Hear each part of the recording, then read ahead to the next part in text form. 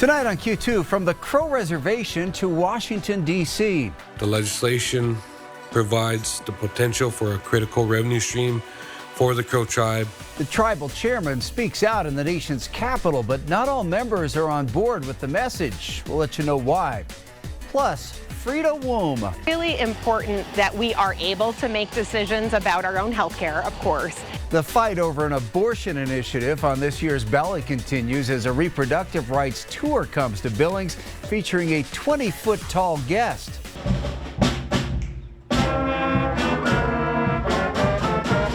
And keeping the music alive. It's harder to leave than it is to come back. Former Roundup teachers now coming out of retirement to save a struggling program.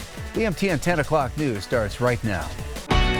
From Montana's news leader, this is the MTN 10 o'clock news. Good evening, everyone. Thanks for joining us on this Wednesday night. I'm Russ Riesinger. New at 10, it was a big day for the Crow tribe as their tribal chairman spoke in front of a Senate committee in Washington, D.C. Frank White Clay endorsing the Crow Revenue Act, which leaders say will yield $100 million in revenue for the tribe over the next 10 years and return thousands of acres of land to the Crow. However, not all tribe members are happy with his appearance, saying the bill is misleading and was pushed through without the vote of the Crow people. Our David J. has the latest on this ongoing saga. We had a chance to talk with some people here in Hardin about Chairman White Clay's appearance and testimony in Washington, D.C. with regard to the Crow Revenue Act. Some say the way it's written, they're wondering how much money that will actually mean for each Crow tribal member. This would provide a crucial revenue stream for the Crow tribe as we seek to revitalize our economy. Crow Tribal Chairman Frank White Clay testifies at the Senate Committee on Indian Affairs hearing. If approved, the bill would transfer about 4,500 acres of federal mineral rights in Musselshell County to the Hope Family Trust. In exchange, the Hope family, which currently owns more than 4,600 acres on private inholdings and mineral rights on the Crow Reservation, would transfer its mineral rights to the Crow tribe. It's a big mystery. We're not sure what we're going to benefit because it states in here that we're not getting anything. Michael Hill is president of the Apsalica Alates Alliance and says the bill as written does not state a mineral rights agreement for the Bull Mountain tracts. Nothing is said about, money coming into the tribe. That concern was addressed at the hearing. I'm hearing concerns that the bill as written doesn't have strong enough guarantees that the tribe will benefit financially. I have a lot of folks that are working on this bill to tighten it up and getting amendments between the three different parties. Senator Steve Daines sponsored the bill and says it has been fixed to show the tribe would enter an agreement for sharing revenue from the Bull Mountain tracts. Talk about falling off a cliff from a revenue viewpoint, as I've been battling with the Crows and for the Crow tribe for many, many years, making sure you all can develop your resources. Tribal members say support for this bill and the tribal chair's visit to Washington needs to have approval from the General Council made up of voting-age Crow tribal members. Without notifying her or myself or anybody else that is a member of the Crow tribe. Not even going through legislative first. And we have not yet heard from the chairman about this issue and the bill. In Hardin, David J., MTN News. A potential government shutdown on tap for next week has once again been averted with the House passing the 3-month stopgap bill. That vote came down in the House late this afternoon with all 82 no votes in the House coming from Republicans. The bill ensures that all federal agencies will continue to be funded at current levels when the new fiscal year starts Tuesday. The legislation also includes an additional $231 million to bolster the Secret Service following 2 assassination attempts on former President Donald Trump. The bill now heads to the president's desk for approval. This election year, up to 10 states have abortion measures on their ballots. And in 3 weeks, ballots go out to Montana voters, asking them to keep reproductive rights secure through CI 128. Supporters rallied in Billings today, making their cause heard and seen. They say a 20-foot IUD might help stimulate the conversation. Our Matt Carmack has more on that and hears from both sides of the abortion debate. If you've been in the downtown Billings area this Wednesday, you might have noticed a giant intrauterine device, or an IUD. The organizers behind it say it's in the name of women's reproductive health care. As this November, CI 128, a constitutional amendment, will be on your November ballot. protecting access to abortion care. General, when we make laws, It's something that's quite hard to miss. And the IUD here is symbolizing reproductive health as a whole. A 20-foot-tall inflatable IUD named Frida Womb. It's making rounds across the country, representing not only contraceptives, but also reproductive health care. These bills that pass and every new law that comes into play, we are taking away providers and making access to care for women harder and harder to get. In Montana, that bill is CI 128, a constitutional amendment on the November ballot that would expressly provide rights for a woman to make decisions about pregnancy, including abortion. For supporters like nurse and midwife Brooke Caldwell, abortion access should be protected by the government. Women's health in general across the country is an area of care that is under attack. For pro-life groups like the Montana Family Foundation, CI 128 is a bill that will hurt unborn babies and mothers-to-be. What this is really about is a radical expansion of abortion in Montana. It's about allowing for late-term abortion of pain-capable babies. Abortion rights have long been protected against challenges in Montana. Voters rejected the latest attempt in 2022, voting no on the Born Alive referendum. Back at Wednesday's rally, Montana Planned Parenthood CEO Martha Fuller knew those rights would fall on voters' shoulders again this fall. And here in Montana, I think we are really unique in how we think about our privacy and our ability to make decisions, right?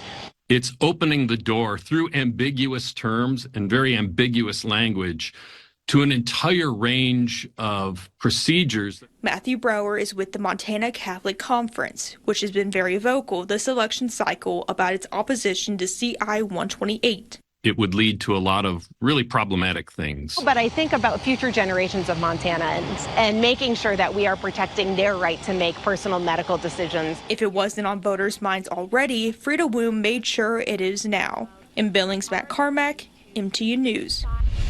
A 52-year-old man has been charged with deliberate homicide and 3 counts of attempted homicide after a road rage incident in Carbon County yesterday left a 70-year-old man dead and another woman injured. Michael Joseph Gambale is alleged to have intentionally hit Martin Hans Peter with a car while Peter was driving his motorcycle at highway speeds just south of Belfry Tuesday afternoon.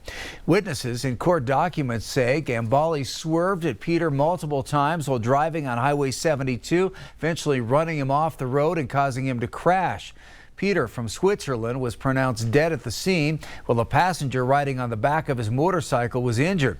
Gambale allegedly also tried to run over 2 other motorcyclists near Rockvale about 45 minutes earlier. Court documents say he made contact with both on Highway 310, eventually making a U-turn and driving the wrong direction to try and run one over before turning around and heading south towards Belfry. Gambale was eventually arrested by police in Cody, Wyoming. Well, the storm in the Gulf of Mexico is now a hurricane. Helen is growing and strengthening as it barrels down toward the U.S., with forecasters expecting it will slam into Florida's Big Bend region tomorrow as a major hurricane. Officials say the storm surge could now be as high as 15 feet. Florida Governor Ron DeSantis declaring a state of emergency for most of the state. After hitting Florida, Helen is expected to spin through the southeast with damaging winds, flash flooding, and tornado threats. But it's a much different story here. With a look at our weather, here's Chief Meteorologist Ed McIntosh. Today was all about sunshine and how warm will it get. A quieter picture now with the Stockman Bank weather cam looking live towards the west end. Temperatures at the Billings Airport today, we almost made it to record highs. 95 is the record, 92 recorded later in the afternoon at the airport. 59 also very close to setting a record for a warm overnight temperature. And of course, sunrise and sunset almost exactly 12 hours apart for today with the equinox. Now, we're missing a few reports through north central Montana, but check out 102 in Sheridan. Not only a record for the date, but the latest any of the major reporting stations in Wyoming has recorded a 100-degree or hotter temperature. Our forecast coming up. The Montana State Fund announced it will return a record amount of money to policyholders this year. $43 million will be returned to some 22,000 workers' compensation policyholders. This is the 26th consecutive year the state fund has declared a dividend. In all, over $474 million have been distributed to policyholders. Payments will begin in late October. Tonight we're learning about the resources available in our community when a child experiences sexual abuse. 1 in 10 children are sexually abused before their 18th birthday. But there is a valuable resource in Billings to support those victims called the Yellowstone Valley Child Advocacy Center. And as our Andrea Lutz found out, that agency got a big help in their mission to heal children.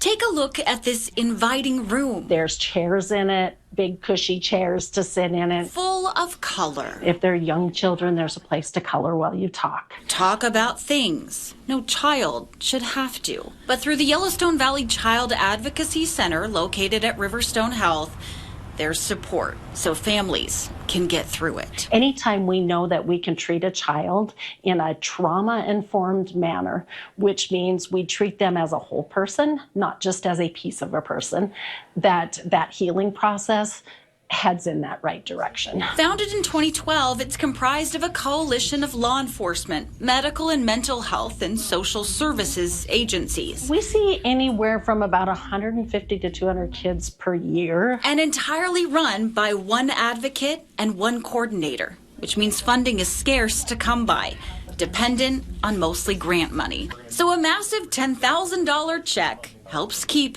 this mission alive. We found a dedicated stream of funding. Montana Attorney General Austin Knutson says this isn't the end of it either. Through a national civil settlement that we are going to direct 100% of those funds to the CACs in Montana. Models like this have streamlined the process for investigating sexual abuse in children. From a personal perspective, I've been in law enforcement for 4 decades. When I was a young officer, I would get sent to an emergency room to interview the victim of a child sexual assault. By that time, that child had already been interviewed by the charge nurse, then interviewed by the emergency room physician, and then interviewed by 22-year-old me. So you flash forward in my career and things have really changed and gone for the better. And now these children have an advocate. And when families are done with what needs to happen in this room, those with the Yellowstone Valley Child Advocacy Center say the work still continues. Our advocate follows them throughout that case. This room is where that healing begins. In Billings, Andrea Lutz, MTN News. Still to come on the MTN 10 o'clock news here on Q2, Backyard Kids, a new program in Joliet, looks to provide kids and families with a balance between technology and the outdoors. We'll take you there next. And later, called out of retirement. 2 former teachers back to doing what they love as they look to save the Roundup School band. We'll listen in just a bit.